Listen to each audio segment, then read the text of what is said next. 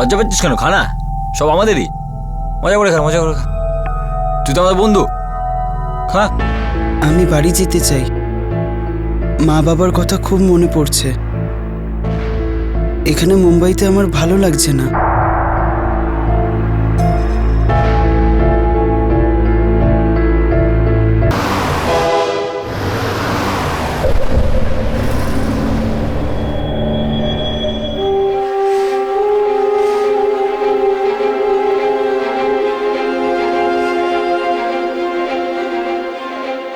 Inspector সাহেব, আমার ছেলের কোনো খোঁজ পেলেন?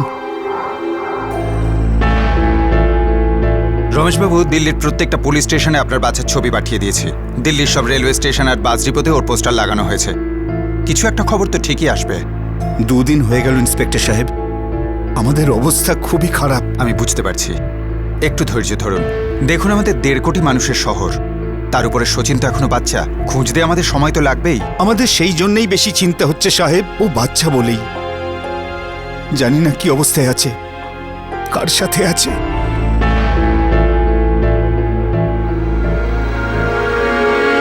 বাড়ির স্মৃতি খুব ডেঞ্জারাস হয় ভাই। তাড়াতাড়ি চিকিৎসা না করালে ছেলেটা পাল্টে খেয়ে যেতে পারে। একে না মিষ্টি কথায় ভোলাতে হবে। এ যদি একটু ট্যাঁ করেছে না, আমাদের সব প্ল্যান চৌপাট হয়ে যাবে। শালাকে আমাদের ঝুপড়িতে নিয়ে যাই। ওর তো মুম্বাইয়ের কোনো এবিসিডিও জানা নেই, আর ওখান থেকে পালানোর কোনো চান্সও থাকবে না, বুঝলি? কিন্তু তার আগে না এর সাথে একটু নেট প্র্যাকটিস করে নি। চল তাহলে। কি বলিস? চল ভাই সচিন, আমরা না ভাবছিলাম যে তোর না এবার বাড়ি চলে যাওয়া উচিত। তোর তো বাড়ির কথা মনে পড়ছেই, কিন্তু তোর টিকিটের টাকা আমাদের কাছে নেই। কিন্তু তোর বাবা তো তোকে টাকা দিতে পারেন, বাবা তোকে এসে নিয়েও যেতে পারেন, তাই না? হ্যাঁ, একদম তাই। তো তোর তোর বাবার মোবাইল নাম্বার মনে আছে? 878787।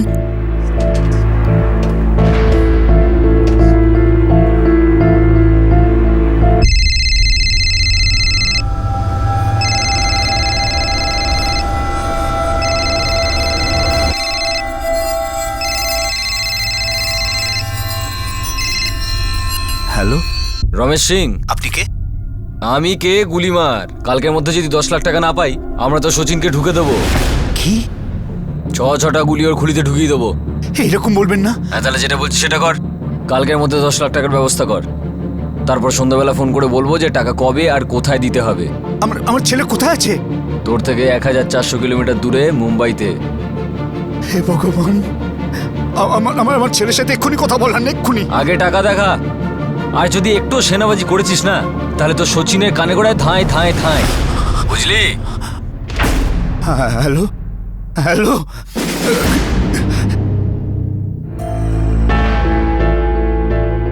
কি বললো আমার বাবা? আমায় নিতে আসবে তো? তোকে নিতে আসবে না তো কি আমাকে নিতে আসবে? বাবা খুব রেগে আছে না আমার উপর? হ্যাঁ, রাগ তো করেছিলেন, খুব রেগেছিলেন। তোর সাথে কথাও বলতে চাইছিলেন না। সে তো আমি বললাম যে তুই ওনাকে খুব ভালোবাসিস ইত্যাদি ইত্যাদি। উনি যখন কালকে আসবেন না, তখন ওনার পায়ে ধরে ক্ষমা চেয়ে নিস। দেখবি উনি তোকে একেবারে গলায় জড়িয়ে ধরবেন। এই বাপ্পাটা সেটিং করে দিলাম আমি। আরে তোকে এত হ্যান্ডসাম দেখতে, তাহলে মুখটা এরকম গোমরা করে রেখেছিস কেন? হ্যাঁ, চল আমাদের সাথে আমাদের বাড়িতে চল। চল আয়। চল চল চলায় চলায়।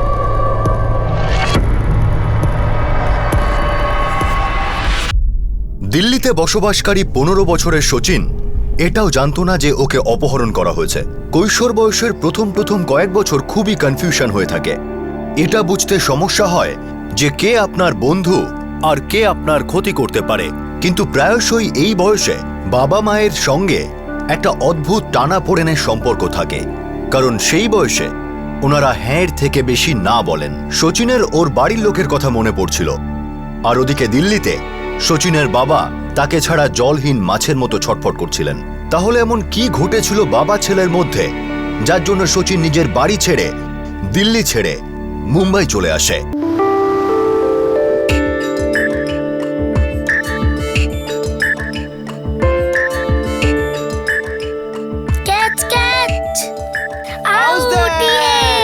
সচিন, সচিন, তুই তো এবার গেলি। শুনতে পেলি না তুই? স্কুলের ফিস কি কাছে বলে? লজ্জা করে না তোর?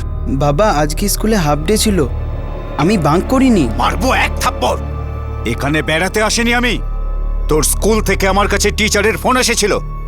একটা মিথ্যেবাদী 7-7টা রিমার কাছে তোর এই ক্যালেন্ডারে, আর এগুলোর মধ্যে আমার সাইন রয়েছে। এর একটাও তুই আমায় দেখাসনি কেন? আর এটা লিভ নোট, এটাতে 2 দিনের ছুটি চাওয়া হয়েছে।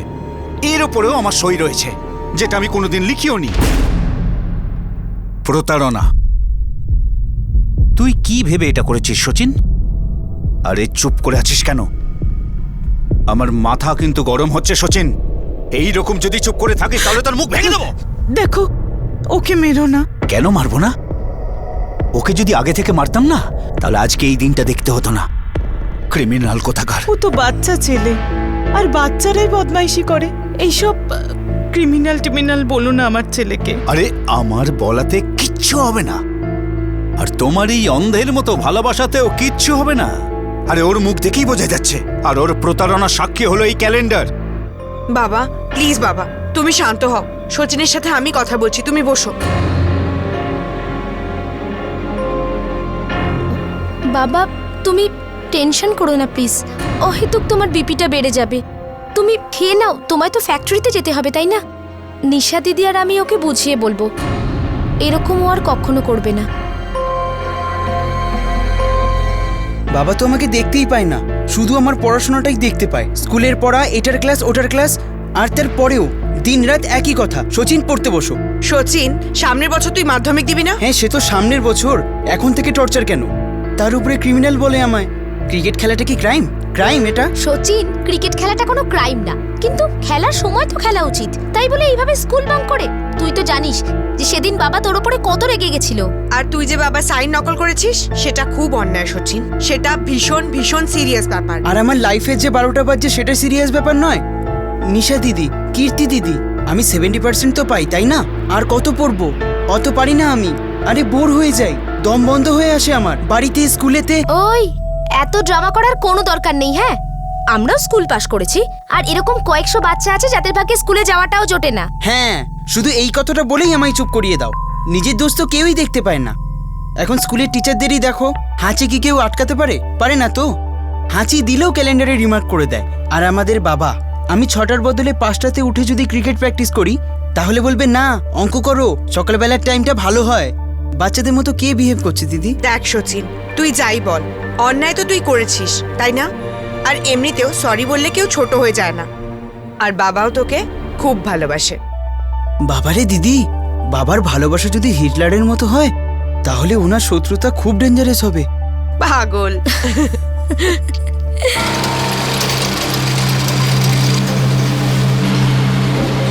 আজকে টোটাল 6টা কনসাইনমেন্ট যাচ্ছে। অর্ডারটা আজকে ছিল মিশ্রবাবু। হ্যাঁ, কিন্তু এই দুটো আজকে যাচ্ছে না। না না না না মিশ্রবাবু, এরকম করবেন না। দেখুন, দুবার ট্রান্সপোর্টের খরচ কে দেবে? আপনি 8টা কনসাইনমেন্ট আজই পাঠিয়ে দিন। হ্যাঁ, আজ হোক বা কাল, তাতে কিছু যায় আসে না। ঠিক আছে, আপনি যেটা ভালো বুঝবেন। ঠিক আছে। রমেশ বাবু, একটা কথা জিজ্ঞাসা করব? বলুন। কোনো রকম দুশ্চিন্তা নেই তো? আজকালকার বাড়ন্ত বাচ্চাদের ঠিক ভুলের শিক্ষা দেওয়া কতটা কঠিন, ওদের সামনে নিজের কথা কি করে বলবো সেটাই বুঝতে পারছি না। ব্যাস, যুগ পাল্টে গেছে, এটা আমি মানছি, কিন্তু আমি আপনাকে একটা কথা জিজ্ঞাসা করছি। যে বিষয়টা ঠিক ছিল সেটা তো ঠিকই রয়ে যাবে তাই না? আর যেটা ভুল সেটা তো ভুলই থাকবে। এরকমটা আপনি আর আমি ভাবি, কিন্তু আজকালকার বাচ্চাদের জীবন রকেটের মতন ছুটে বেড়ায়। এখন আমার নাতিকেই দেখুন না, শুধুমাত্র 9 বছরের, কিন্তু একেবারে জেদ করে বসে আছে পিএসপি চাই বলে। সেটা আবার কি? বলতে গেলে ওটা একটা জাপানি খেলা, কিন্তু আমার মতে ওটা একটা ডাকাত, যারা আমাদের লুট করে কাঙাল বানিয়ে দিয়ে যাবে। কোনো জুয়া টুয়ার ব্যাপার নাকি? আরে না না রমেশ বাবু, সেরকম কোনো ব্যাপারই না। আসলে টুং করে বাটন টিপে বাচ্চারা ঘন্টার পর ঘন্টা মূর্তির মতন একই জায়গায় বসে থাকে, চিন্তা করার মতন কিছু না। আমি ডাকাত ওটার দামটা দেখে বলেছিলাম। আমার ছেলের আর আমার দুজনের মাইনে যদি জুড়ে দেওয়া হয়, তবুও 1000-2000 টাকা কম পড়বে এই হতচ্ছাড়া খেলাটার জন্য। আর এসব নাতি মহারাজকে কে বোঝাবে? ও তো সারাদিন জব করতে থাকে, পিএসপি চাই, পিএসপি চাই। প্রত্যেক ঘরেই মনে হয় একই গল্প মিশ্রবাবু। আরে ছেড়ে দাও না, তুমি এত টেনশন কেন করছো? সুনিতা, আমরা যদি টেনশন না নিই ওরা সারা পৃথিবীকে টেনশন দেবে। অনেক হয়েছে, থামো তো এবার। তুমি তো একেবারে আমার ছেলের পিছনেই পড়ে গেলে। আরে আমি যতটা ওর জন্য চিন্তা করি ততটাই চিন্তা আমি অন্যদের জন্যও করি, যাদেরও ক্ষতি করতে পারে। তোমার এই সব অলক্ষণে কথা আমি শুনতে চাই না। আরে শুনতে না চাইলেও এটা আমায় বলতে হবে। নিজের ছেলেকে পরিষ্কারভাবে বারবার করে এটা বলতে হবে যে কোনটা ভালো কোনটা খারাপ, এটা ভালো এটা খারাপ। না হলে শুনে রাখো, একদিনও আমাদের দুজনকে সামনে বসিয়ে আমাদের বলবে যে আমি তো বাচ্চা ছিলাম, আমাকে কেন বলনি যে আমি ভুল পথে যাচ্ছিলাম। আরে ও তো বাচ্চা, আর তুমি শুধু আমাদের সচিনকেই ভুল পথে যেতে দেখতে পাও। আমার একটা কথা মনে রেখো, দুর্ঘটনা শুধু অন্যদের ক্ষেত্রেই ঘটে না, আমাদের সবসময় সচেতন থাকতে হবে।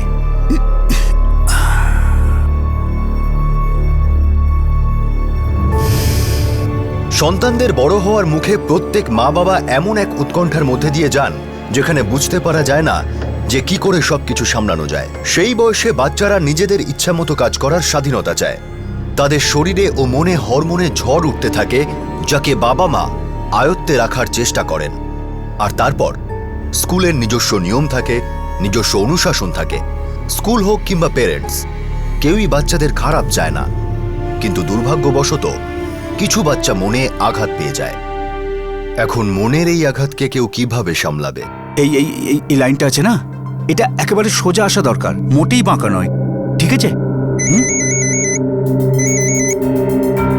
হ্যালো হ্যালো মিস্টার সিং, আমি আচার্য গোবিন্দ পাবলিক স্কুল থেকে মিসেস ঘোষ বলছি। আমি এখানকার সুপারভাইজার, আর আপনার সাথে আপনার ছেলের ব্যাপারে কিছু কথা বলতে চাই। Good morning ma'am. আজকের মর্নিং মোটেই গুড না। আপনার ছেলে জালিয়াতিতে গ্র্যাজুয়েশন করে ফেলেছে। এবার আবার কি করলো আমার ছেলে? ও এখন অন্য বাচ্চাদের বাবার সিগনেচার নকল করতে শিখে গিয়েছে। আমি আপনাকে আগেও অনেকবার বলেছিলাম, কিন্তু আপনি কেন জানি না কিছু করার চেষ্টাই করছেন না। এটা আপনি কি বলছেন? আমি তো সারাক্ষণ ওর ব্যাপারেই চিন্তা করি। এখন চিন্তা করার আর সময় নেই মিস্টার সিং, কিছু একটা করতে হবে। আপনি একটা কাজ করুন, কাল সকাল 9:30 নাগাদ স্কুলে চলে আসুন। একটা সিদ্ধান্ত নিতে হবে।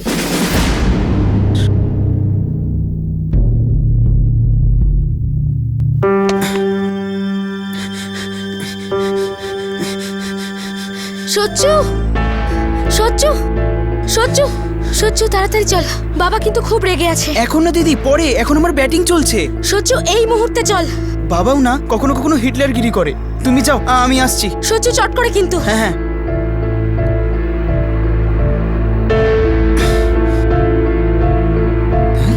চলো বাবা, ভুল হয়ে গেছে, এরকম আর করব না, কিন্তু প্লিজ তুমি স্কুলে যেও না। হাত আমি তুলছি না, প্রত্যেকবারের মতো তুমি মাঝখানে এসো না। তোর স্কুলে তো আমি যাবই সচিন, তারপর ওরা যাই সিদ্ধান্ত নিক, তোকে রাখুক বার করে দিক, যা খুশি করুক। কিন্তু বাবা, অন্যায় আমি করেছি। হয়তো আমার ফ্রেন্ডসদের মা বাবাকে স্কুলে ডাকা হবে। প্লিজ বাবা, তুমি এরকম করো না। আমি সুপারভাইজারের পায়ে ধরবো, ওনার কাছে ক্ষমা চাইবো। এখন ক্ষমা চাইবি তুই? এত কিছু হয়ে যাবার পরে? আরে আমার যখন তোর মতো বয়স ছিল না, তখন আমি পড়াশোনা করার জন্য পাগল হয়ে যেতাম, কিন্তু আমার বাবার বেশি পড়ানোর ক্ষমতাই ছিল না যে আমি আরো পড়াশোনা করব। কিন্তু তোরা, আরে তোদের তিনজনের পড়াশোনার জন্য আমি রক্ত জল করে পয়সা উপার্জন করছি। তোর মা জানে আমি সেসব কিছু দিতে চাই যে আমি আমার জীবনে পাইনি, কিন্তু তুই কোনো জিনিসের মূল্যই বুঝিস না। এসব তো আছেই, আবার ভুল পথে চলেছিস। আরে গোল্লায় যাক তোর পড়াশোনা, নিজের ব্যবস্থা তো করেই নিয়েছিস। আর আমাদের এখানকার জেলে তো দুবেলার খাবার জুটেই যাবে, তাই না? এটা কি বলছো তুমি? কেউ একটা কোনো কথা বলবে না। আজ থেকে আমি ওর সব দায়িত্ব কাঁধ থেকে ঝেড়ে ফেললাম। কাল যদি স্কুল থেকে ওকে বার করে দেয়, বার করে দিক, আমি কিচ্ছু বলবো না।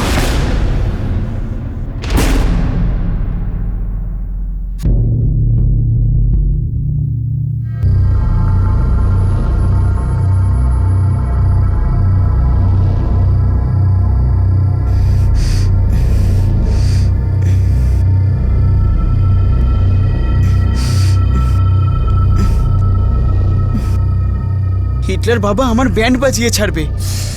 সচ্চু কি বকবক করছিস, ঘুমিয়ে পড়। তুমি ঘুমিয়ে পড়ো চুপচাপ, আমার টেনশন নিতে হবে না, আমি ঘুমিয়ে পড়বো।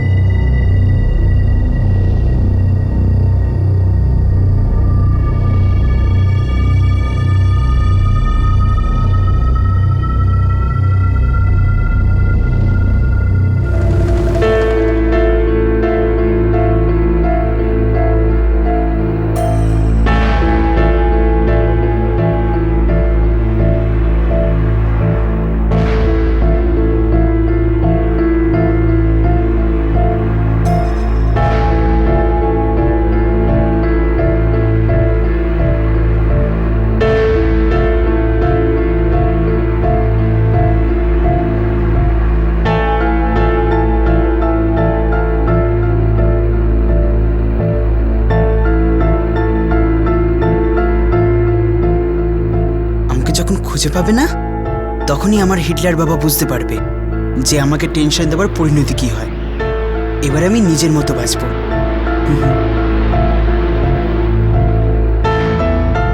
শচীন বাড়ি থেকে পালিয়ে গিয়ে নিজের বাবাকে শিক্ষা দিতে চেয়েছিল। সে চেয়েছিল যে তার বাবা তাকে মিস করুক, শচীনের অনুপস্থিতির কারণে তার কষ্ট হোক, আর শচীন তার ছেলেমানুষী উদ্দেশ্যে সফল হল। ভেঙে পড়লেন রমেশবাবু। ইন্সপেক্টর সাহেব, আজকে আমার ছেলে শচীনের স্কুলে যাওয়ার কথা ছিল। আমি গিয়েও ছিলাম, কিন্তু ওকে সেখানে পাইনি। সকালবেলা ও তাড়াতাড়ি বেরিয়ে গিয়েছিল। ও যেখানে যেখানে থাকতে পারে আমি সব জায়গা দেখেছি, কিন্তু ওকে খুঁজেই পেলাম না ইন্সপেক্টর সাহেব। ওর ফটোকে সার্কুলেট করে দেব, অপেক্ষা করে দেখি হয়তো ফেরতও আসতে পারে। ইন্সপেক্টর সাহেব, ও একটু দুষ্টু, অন্য বাচ্চাদের থেকে একটু আলাদা, কিন্তু ও খারাপ ছেলে নয় স্যার। আমি বুঝতে পারছি রমেশবাবু, বাচ্চারা খারাপ হয় না, পরিস্থিতি খারাপ হয়। আপনি ওকে একটু সময় দিন, রাত ঠান্ডা হলে হয়তো ফেরত আসবে। দেখুন, আমরা প্রতিদিন এরকম কেস দেখতে পাই।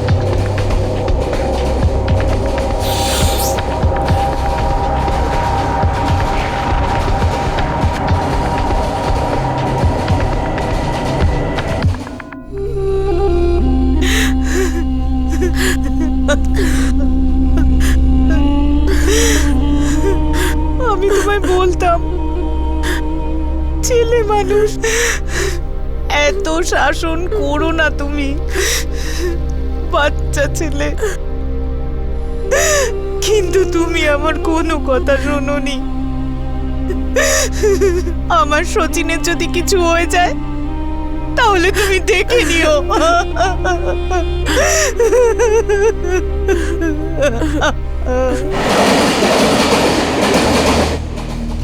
ওই খাবি?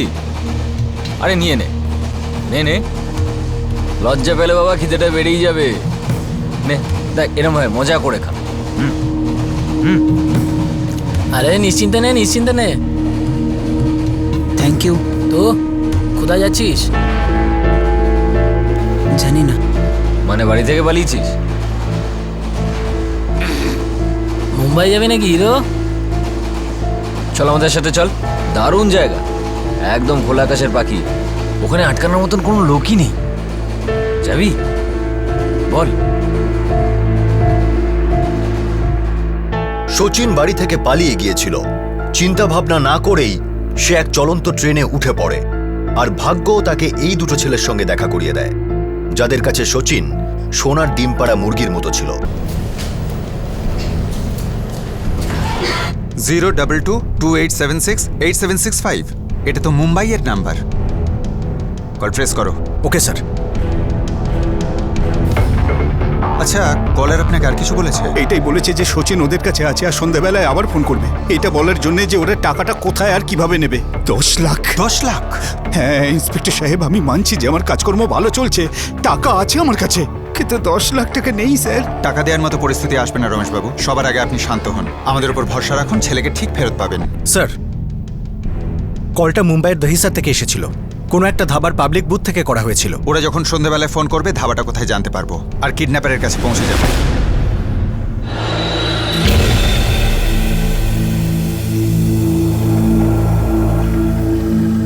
চলে আয়, আয় আয়। পুরো তাজমহল মনে করে এটা তোর। তোর যে কোনটা পছন্দ নিয়ে নে, একদম হাত পা চড়িয়ে শুয়ে পড়। দেখ, তুই এখন আমাদের সাথে আছিস, তুই আমাদের ভাইয়ের মতো। এখানে তোর ভয় পাওয়ার কোনো কারণ নেই, কেউ তোকে টাচও করতে পারবে না। তোর বাবা যখন আসবে তোকে নিতে, তখন চলে যাস ওনার সাথে। আর শোন, এখান থেকে দিল্লি ফেরত যাওয়ার পরে আমাদেরকে ভুলে যাস না কিন্তু। হ্যাঁ, বস বস বস বস, মজা কর। বস, আমরা আসছি। হ্যাঁ, বস।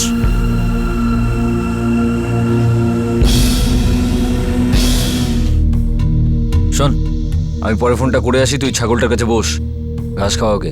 আর শোন, বেশি ম্যামা করলে না হালাল করে দিবি। আরে লুকিয়ে রাখ না। আর শোন, হ্যাঁ। তুই দূরে কোথাও গিয়ে কথা বল, বুঝলি? আরে জানি আমি। যা যা যা যা যা। ও তো বলেছিল যে সন্ধ্যাবেলাতে ফোন করবে, কিন্তু 8টা বেজে গেল। একটু ধৈর্য ধরুন, আপনার ফোন ট্যাপ করা হচ্ছে, নাম্বারটা ট্রেস করেই ছাড়বো। হ্যালো। 10 লাখ রেডি আছে? হ্যাঁ রেডি আছে। বাহ, খুব ভালো। ঠিক আছে, তুই কাল টাকা নিয়ে মুম্বাই চলে আয়। আর শোন, উড়ে আসিস, গরুর গাড়িতে আসিস না। তারপর 3:30টার সময় আমি তোকে ফোন করে বলবো যে টাকা কোথায় আনতে হবে। ঠিক আছে। আর শোন, তুই যদি একটু লেট হোস না, তাহলে আমি এটাই ভাববো যে তুই সচিনের জন্য একটু চিন্তা করিস না। তুই যদি চিন্তা না করিস, তাহলে আমি কি করে চিন্তা করব? আমি তো সোজা ধায় ধায় ধায় খতম। না না, আমি টাইম মতো টাকা নিয়ে চলে যাব। হ্যালো। কি হলো? আমার ছেলে কেমন আছে? আরে ও ঠিক আছে, কালকে মুম্বাইতে যেতে হবে টাকা নিয়ে, তাও 3:30টার আগে। হ্যাঁ, তুমি তাড়াতাড়ি করো, যেভাবেই হোক আমার সচিনকে ফিরিয়ে নিয়ে এসো। ধৈর্য ধরো। রমেশবাবু, এবারও অন্য নাম্বার থেকে করেছে, খেলা খেলছে ওরা। তাহলে আমরা কি খেলা খেলবো অফিসার? আমার কাছে 10 লাখ টাকা তো নেই। আমরা খেলাটাকে মুম্বাই শিফট করবো রমেশবাবু, আমরা সবাই মুম্বাই যাব। কিন্তু ইন্সপেক্টর সাহেব, আমি টাকা নিয়ে যদি মুম্বাইতে না যাই তো ওরা আমার ছেলেকে মেরে ফেলবে। আমরা সেফ খেলবো, আপনার ছেলেকে কিচ্ছু হতে দেব না। এটা আমাদের প্রতিদিনের কাজ, আপনি আমাদের উপর বিশ্বাস রাখুন।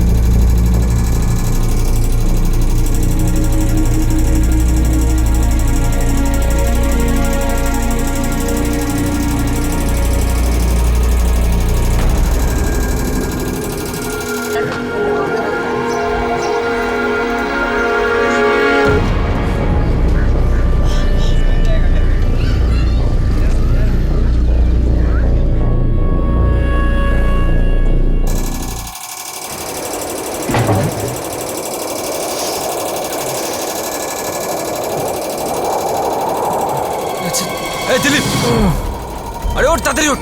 কি? আরে ছাগলটা কোথায়? আর আমি তো ঘুমিয়েছিলাম রে। চল চল চল চল চল, দৌড়ে চল, দৌড়ে যাবে চল। কোথায়? আর চল চল।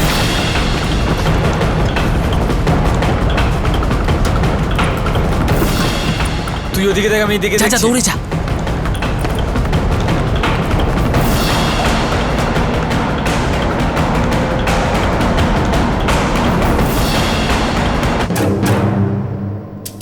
আরে কোথায় ছিলিস তুই? হ্যাঁ, কি করছিলিস? কিছু না, ইস্যু করাচ্ছিল। তোমাদের বাড়িতে টয়লেট দেখতে পাইনি, তাই আমি এখানে এসে করে নিলাম। আরে ঝুপড়িতে টয়লেটের কিসের দরকার? পুরো মুম্বাইটা আমাদের টয়লেট, যেখানে করলেই হলো। চল।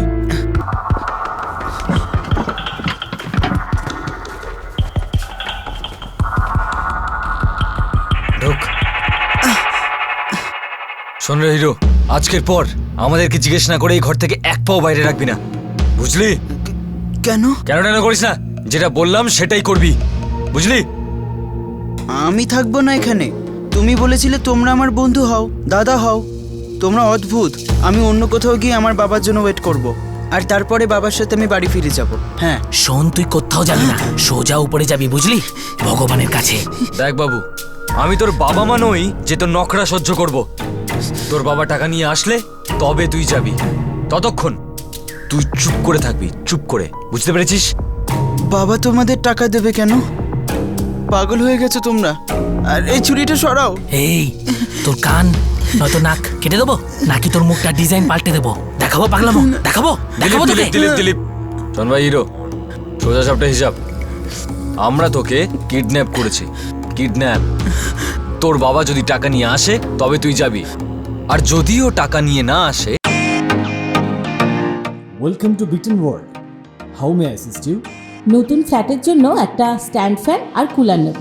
এই পচা গরম থেকে একটু স্বস্তি চাই। বাজার চলতে সব ব্র্যান্ড আর ভরসাযোগ্য নয়। তার জন্য তো আমাদের ফ্যান আছে, all purpose bullet table fan, ceiling fan. আমাদের সিলিং ফ্যান কিন্তু 30 মাসের ওয়ারেন্টি সহ পাওয়া যায়। আছে ফারাটা 2 বছরের ওয়ারেন্টি, 17 থেকে 20 মিটার এয়ার ফ্লো, মধ্যবিত্তের সাধ্যের মধ্যে একমাত্র ভরসাযোগ্য ব্র্যান্ড বিটেন। আমাদের কুলারের কিন্তু অনেক range, 45 litres, 50 litres, 70 litres, 90 litres, 110 litres. Honeycomb সহযোগে বিটেনের সব কুলারের ওয়ারেন্টি 1 বছর। চেনা হাওয়ায় অচেনা অনুভূতির জন্য একমাত্র আদর্শ বিটেন। গরমে স্বস্তি পেতে বিটেনের ফ্যান হোক বা কুলার, আজই আনুন বাড়িতে। Beaten, digitally yours.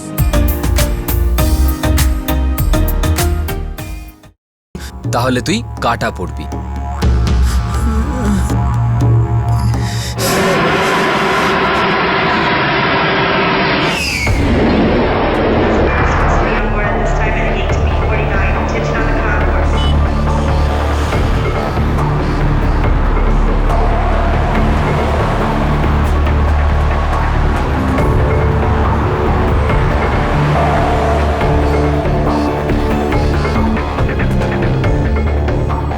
সোয়া 3টে বেজে গেল। ও 3:30 সময় ফোন করবে বলেছিল। হ্যাঁ স্যার, 3:30ই বলেছিল। ঠিক আছে, ওয়েট করছি।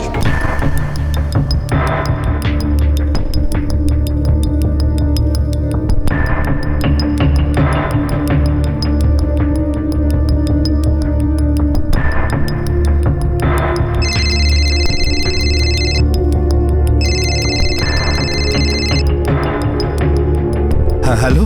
রমেশ সিং, মুম্বাইয়ে ল্যান্ড করেছিস? হ্যাঁ ভাই, আমি মুম্বাই এয়ারপোর্টেই আছি, টাকাও সঙ্গে করে এনেছি। বলো কোথায় যেতে হবে? টাকার সাথে পুলিশকেও নিয়ে এসেছিস নাকি? না না, আমি একাই এসেছি। আমার মনে হচ্ছে যে তুই মিথ্যে বলছিস, কিন্তু ঝুঁকি তো তোকে নিতেই হবে, তাই না? তুই একটা কাজ কর, ট্যাক্সি নিয়ে হাইওয়ের দিকে যা, সেখান থেকে ন্যায়গাঁয়ে চলে যা। আমি তোকে কিছুক্ষণের মধ্যে আবার ফোন করছি, ফোন হাতে রাখিস।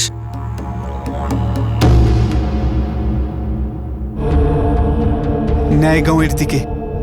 স্যার, এবার ফোনটা কোনো মোবাইল থেকে করেছে। বেশ, ওদিকেই চলো। আচ্ছা শর্মা স্যার। মুম্বাইয়ের ক্রাইম ব্রাঞ্চের ইউপিএস এর পিআই ওয়াগের সঙ্গে কথা বলে রিকোয়েস্ট করো কিডন্যাপারের কলকে ট্রেস করার জন্য। রাইট স্যার, চলো।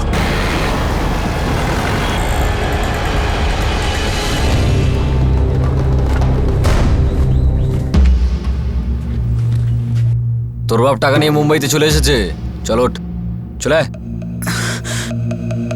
তুই ভগবানকে মানিস তো?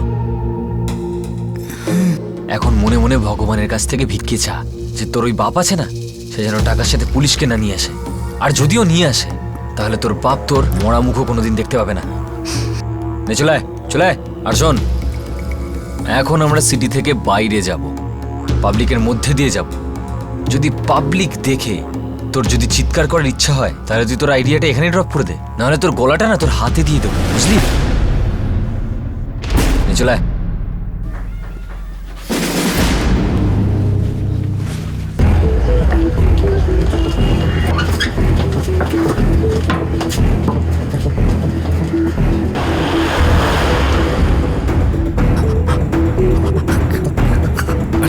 রমেশবাবু, আপনি একদম টেনশন করবেন না, ছেলেকে প্রায় পেয়ে গেছি।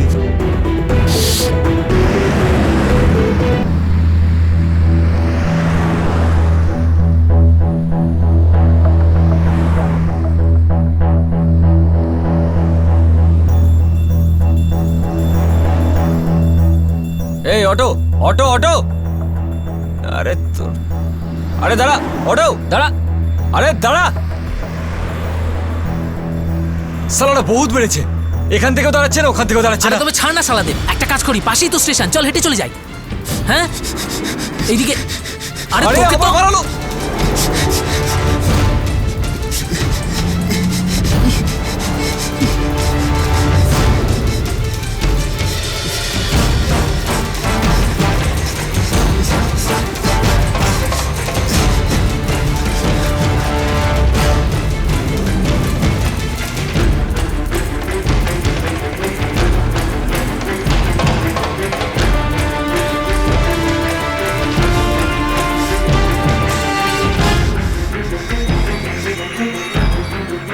শালা শয়তান বাচ্চা, বদমাস।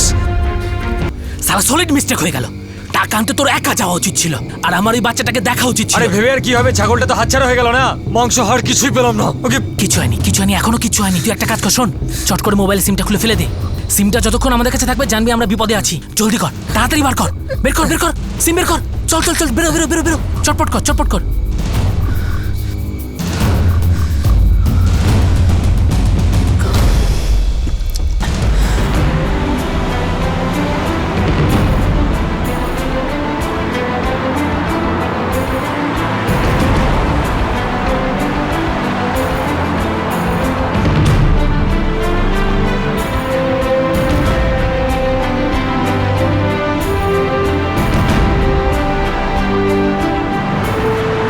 রমেশবাবু, আমরা ঠিক জায়গায় পৌঁছে যাচ্ছি।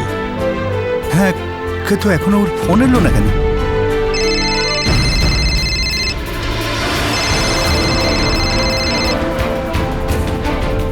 হ্যাঁ, হ্যালো হ্যালো বাবা, আমি সচিন বলছি। সচিন? সচিন, কোথায় আছিস তুই? বাবা প্লিজ আমায় এখান থেকে নিয়ে যাও বাবা। হ্যাঁ বাবা, আমরা আসছি, কিন্তু তুমি কোথায় আছো? বাবা আমি এই ছেলেগুলোর চোখে ধুলো দিয়ে পালিয়ে এসেছি। হ্যাঁ হ্যাঁ বাবা। হ্যালো, হ্যাঁ সচিন, সচিন আমি পুলিশ ইন্সপেক্টর বলছি। আমি তোমার বাবার সাথে দিল্লি থেকে এসেছি। আচ্ছা, তুমি বলতে পারো এক্স্যাক্টলি কোথায় আছো? এটা কোন জায়গা আঙ্কেল? চারকো কান্দিভালি। চারকো কান্দি ভ্যালি। ওকে, আচ্ছা একটা কাজ করো, সব থেকে কাছের পুলিশ স্টেশনটা কোথায় জানো, আর সেখানে গিয়ে চট করে আমাদের একটা কল করে দাও, আমরা তোমায় নিতে চলে আসবো। Okay sir. নিন রমেশবাবু, আপনার ছেলেকে পাওয়া গেছে। আঙ্কেল, এখানে সব থেকে কাছের পুলিশ স্টেশন কোনটা? কি ব্যাপার, তোমার কি হয়েছে?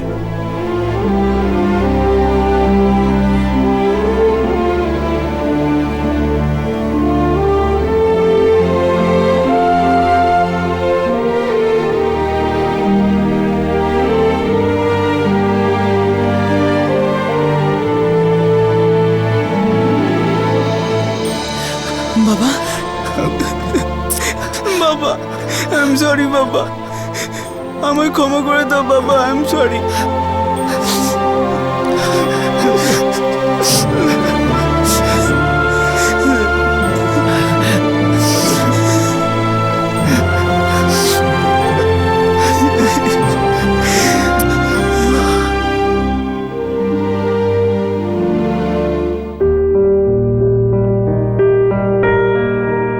সচিন, তোর টিফিন। আমার ছেলের যেন কারো নজর না লাগে। বাই মা। বাই সোনা।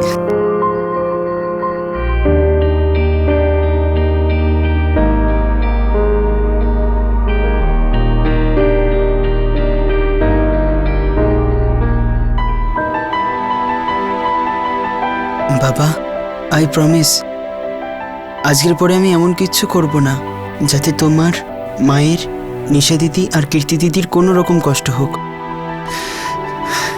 বাবা, আমি এটা বলছি না যে তুমি তোমার শৈশবকে হারিয়ে ফেলো, মোটেই দুষ্টুমি করো না।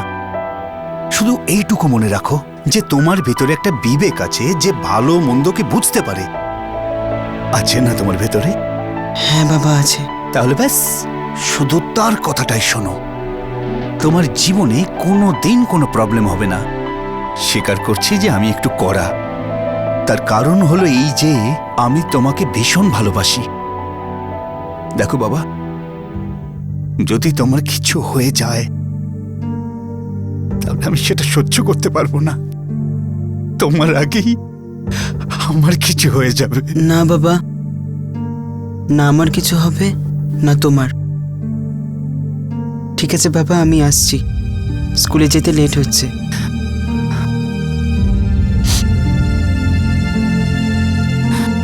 বাবা, তুমি হিটলার নয়। আই লাভ ইউ বাবা, বাই।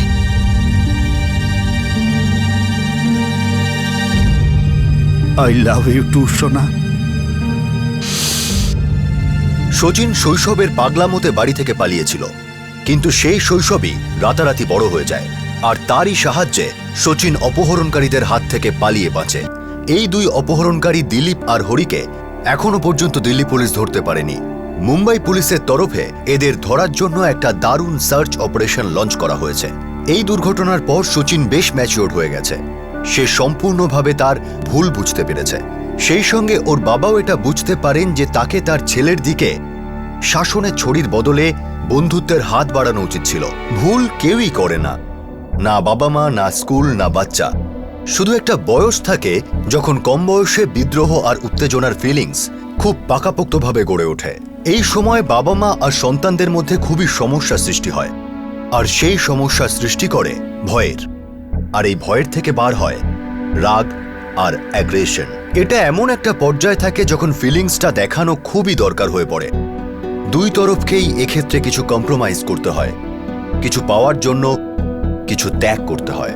টিনেজারদের এটা বুঝতে হবে যে তাদের মা বাবা শুধু তাদের জন্যই বেঁচে থাকেন, আর মা বাবাকে বুঝতে হবে যে টিনেজাররা তাদের উপর শুধু এই জন্যই রাগ করে কারণ তাদের কাছে নিজের রাগ দেখাবার আর কোনো আউটলেট নেই।